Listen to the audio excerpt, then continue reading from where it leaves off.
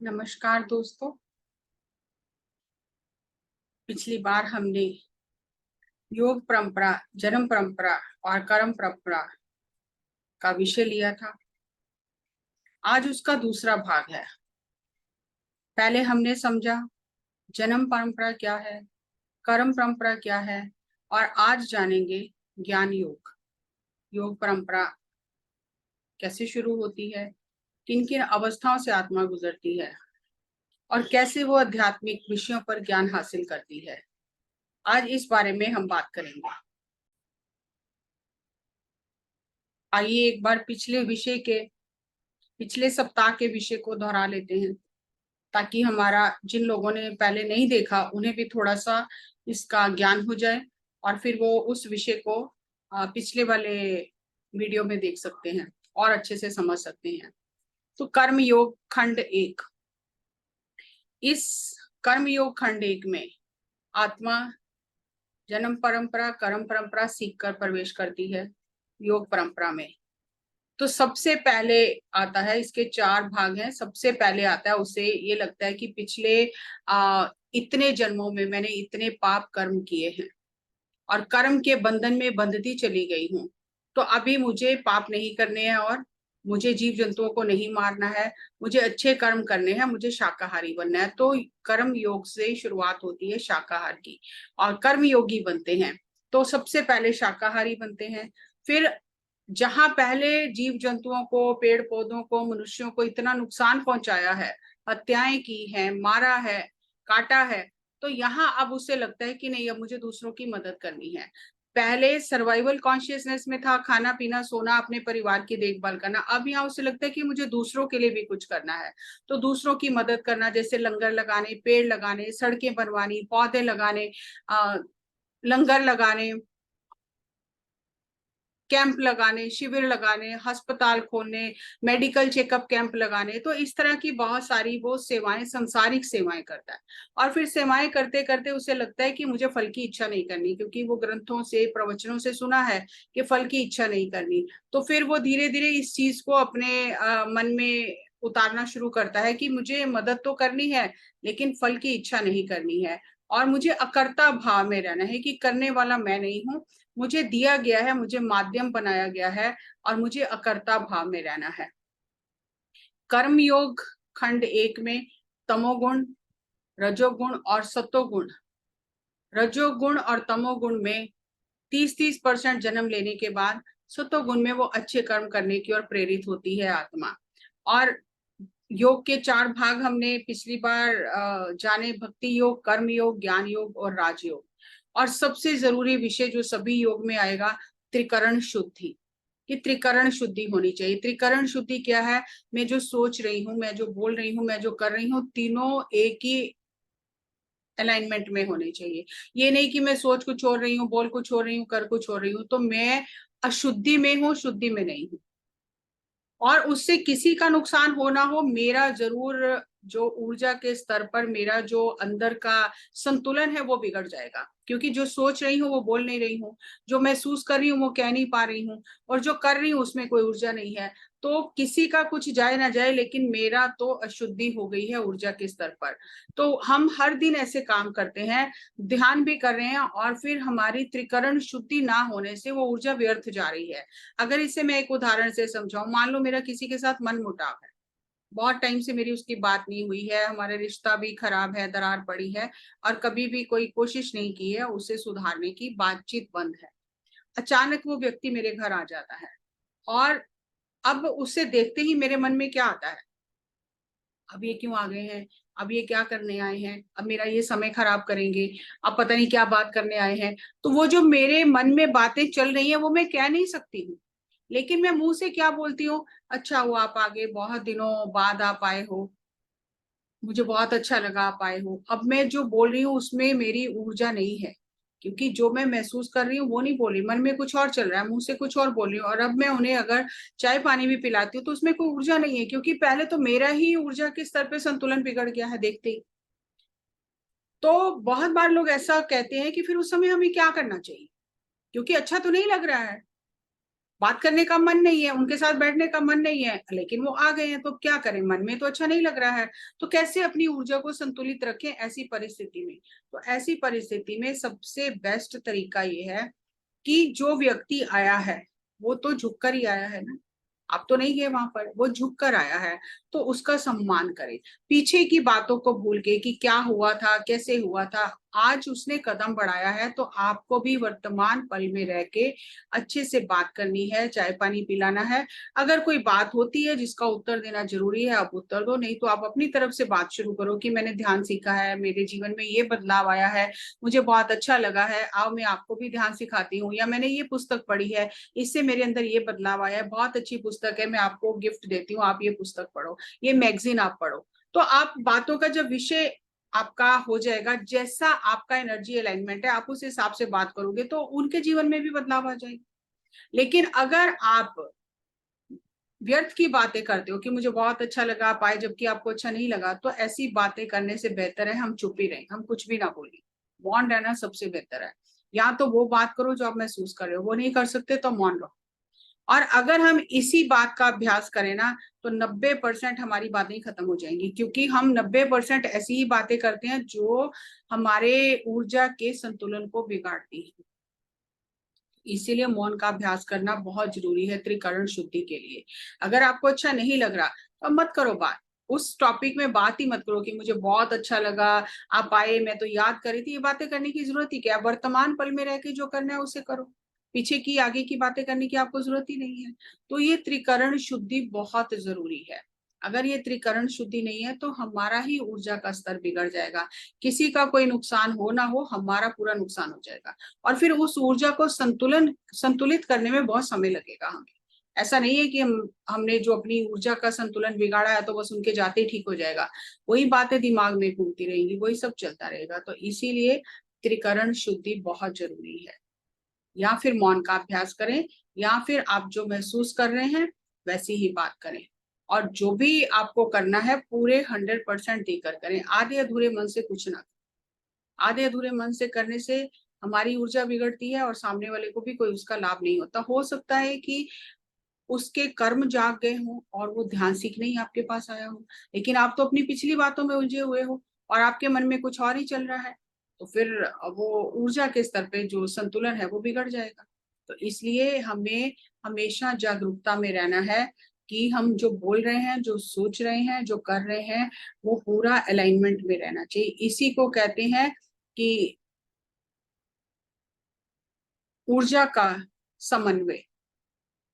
और अब हम बात करेंगे ज्ञान योग की। ये तो पीछे का टॉपिक हमने रिवाइज किया। ज्ञान योग, ज्ञान योग की पहली अवस्था है श्रवण, दूसरी अवस्था है मनन, तीसरी अवस्था है निध्यासन और चौथी अवस्था है समाधि आत्मबोध। श्रवण, अब अच्छे कर्म किए, दूसरों को दुख देना बंद किया, दूसरों की भलाई करना शुरू किया, अकर्ता भाव में रहना शुरू किया, फल की इच्छा भी नहीं की, तो अब उसे लगता है और क्या, आगे क्या, और क्या करूं। तो फिर वो प्रवचन सुनना, कथा कीर्तन सुनना, मंत्र जाप करना, इन सब चीजों में जाता है कि सुनना। और कई जन्म इस श्रवण की स्थिति में गुजर जाते हैं, सुनते सुनते। उसे कोई भरोसा नहीं होता इन बातों पर, जो भी कथा कीर्तन में कहा जा रहा है उसे कुछ समझ नहीं आती, भरोसा नहीं होता, लेकिन वो सुनते रहता है। सुनते सुनते सुनते कई जन्म तक धीरे धीरे फिर उसके अंदर प्रश्न उठने शुरू होते हैं। मनन, अगर सुनेगा नहीं तो प्रश्न कैसे उठेंगे? अब जैसे अगर मैं अपने बचपन याद करूं, कुछ समझ नहीं आता था, क्या गुरबानी है, क्या कीर्तन चल रहा है, वो क्या बोल रहे हैं, लेकिन बस सुनने की एक चाह होती थी। तो दौड़ना, सुनना, कहाँ पे कीर्तन हो रहा है सुनना, कहाँ पे जाना है वो सुनना।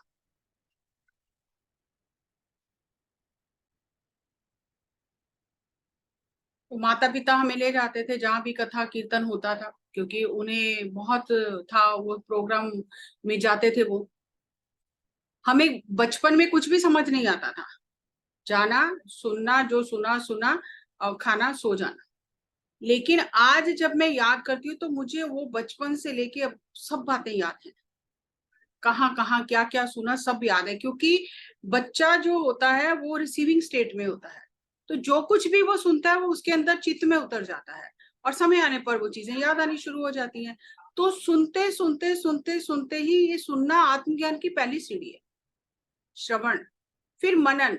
मनन में क्या होता है कि अब उसके अंदर प्रश्न उठने शुरू होते हैं कि जो ये कह रहे हैं ये सही है क्या? क्या पूर्व जन्म होते हैं? क्या मैंने कई जन्म लिए हैं? क्या मैं आत्मा हूँ? क्या मैं ही परमात्मा हूँ? ये सब क्वेश्चन आने शुरू होते हैं। जैसे कृष्ण भगवान ने गीता में कहा, ते त्वम भुक्त्वा स्वर्ग लोकम विशालम शीर्णे पुण्य मृत्यु लोकम विश्यन्ति, कि जो पुण्य करते हैं धरती लोक पर, वो ऊपर जाकर स्वर्ग लोक को भोगते हैं। लेकिन जब उनके पुण्य समाप्त हो जाते हैं, फिर वो नीचे आते हैं, मातलोक पर, धरती पर आते हैं, फिर पुण्य करते हैं, फिर स्वर्ग लोक में जाते हैं। तो ये आना जाना लगा रहता है। तो उससे ये प्रश्न उठते हैं कि ऐसा होता है क्या? क्या मेरे पुण्य खत्म हो जाएंगे, फिर मैं वापिस आऊंगा, फिर मैं पुण्य करूंगा? तो वो प्रश्न उठने शुरू होते हैं, मैं आत्मा हूं क्या? मैं परमात्मा हूं क्या? अभी तक तो वो सुन रहा था, लेकिन अब प्रश्न उठने शुरू हुए। और प्रश्न उठने शुरू हुए। उसने सुना कि जीसस क्राइस्ट कहते हैं कि unless thine two I becomes one you cannot enter the kingdom of God. उसे लगता है ये दो आंखें क्या है, ये दो की एक कैसे होती है? भगवान का राज्य क्या है, उसमें कैसे प्रवेश करना है, राज्य है कहाँ? तो इस तरह के उसके अंदर प्रश्न, वो चिंतन करने लग जाता है, मनन चिंतन करने लग जाता है कि ये सब क्या है, ये होता है क्या? अभी उसे भरोसा नहीं आया होता है कि नहीं होता, लेकिन प्रश्न आने शुरू हो जाते हैं इस अवस्था में। फिर उसे धीरे धीरे सुनते सुनते, मनन करते करते, चिंतन करते करते वो उस चीजों का अभ्यास करने लग जाता है। अच्छा, ये कह रहे हैं कि मैं आत्मा हूँ, मैं परमात्मा हूँ, तो वो फिर उन चीजों को मानने लग जाता है, उन चीजों को अपने हर दिन के व्यवहार में प्रैक्टिस करने लग जाता है। जैसे जैसे अगर हम बात करें, तो पहले पत्री जी कहते थे कि हम ब्रह्मास्मि, मैं आत्मा हूँ, सर्वशक्तिमान आत्मा हूँ, हम ब्रह्मास्मि। तो सुन के बड़ा अजीब सा लगता था, हम कैसे आत्मा है, हम कैसे परमात्मा है? मैं तो इतनी दुखी हूँ, इतने कष्ट भोगे पूरे जीवन में, तो फिर मैं परमात्मा कैसे हूँ, परमात्मा को कष्ट कैसे हुआ? तो वो समझ नहीं आता था। लेकिन सुनते सुनते, चिंतन करते करते ये समझ में आने लगे कि हाँ, सही कह रहे हैं। तो उस चीज को प्रैक्टिस करना शुरू किया। आप जैसे कोई तकलीफ आई, कोई दुख आया, तो इस चीज को अनुभव करना शुरू किया, इस पर अभ्यास करना शुरू किया कि नहीं, ये शरीर का दुख है, आत्मा को कोई दुख नहीं है, मैं तो एक आत्मा हूँ, आत्मा या अनुभव लेने आई है। तो धीरे धीरे उन चीजों को जीवन में उतारना शुरू करते हैं। फिर जैसे जैसे उन चीजों को जीवन में उतारते हैं, तो हमारी पकड़ जो है संसार की, वो छूटती है, थोड़ी थोड़ी कम होने लगती है। हम ये बातें जो हमने सुनी हैं, जिन पर चिंतन किया है, हमारे चित्त में गहरी उतरने लगती हैं, और धीरे धीरे हमें समाधि की झलकियां मिलने लगती हैं, जिसे सतोरी कहा जाता है। वो झलकियां मिलती हैं, आत्मा जागने लग जाती है, आत्मबोध होने लग जाता है। तब हमें ये धीरे धीरे समझ आने लगती है कि ये तो दुनिया एक रंगमंच है, हर एक अपना अपना निभाकर चला जाएगा धर्म, और मैं भी निभा के चला जाऊंगा। तो मैं तो एक नाटक में एक पार्ट प्ले कर रहा हूँ, मैं तो एक एक्टर हूँ, यहाँ मेरा कुछ भी नहीं है। मैं चला भी जाऊंगा तो दुनिया नहीं रुकेगी, मैं अपना भूमिका अदा करके यहाँ से चला जाऊंगा, यहाँ मेरा कुछ भी नहीं है। ऐसी बातें उसके अंदर आने लग जाती हैं, ऐसी उसे इंसाइट्स आने लग जाती हैं।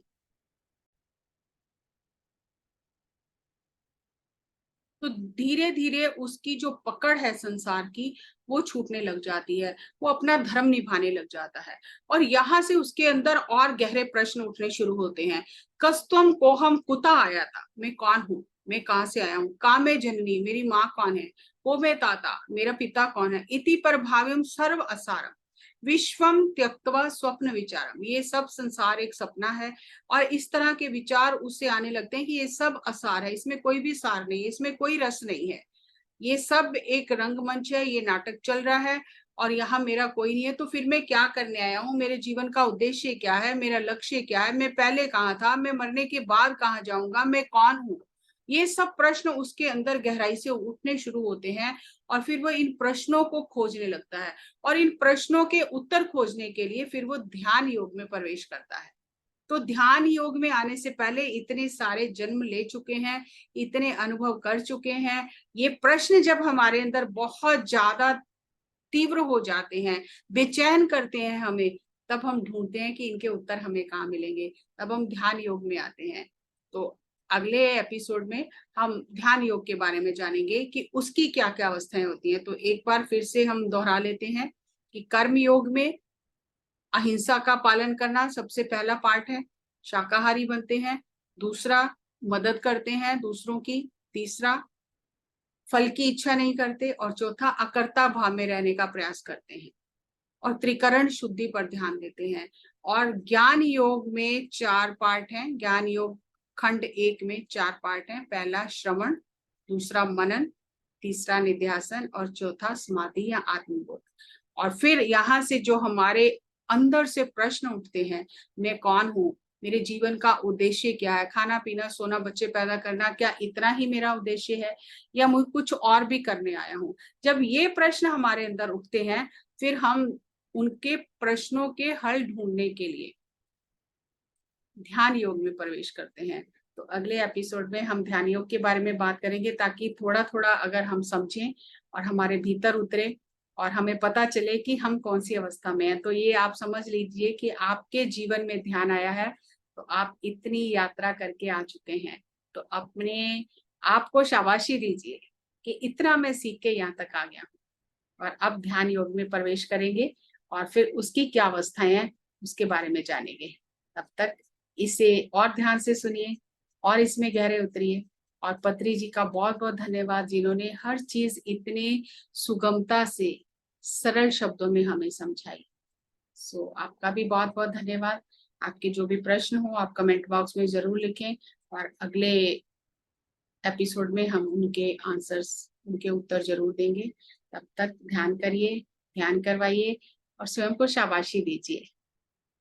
नमस्कार, धन्यवाद।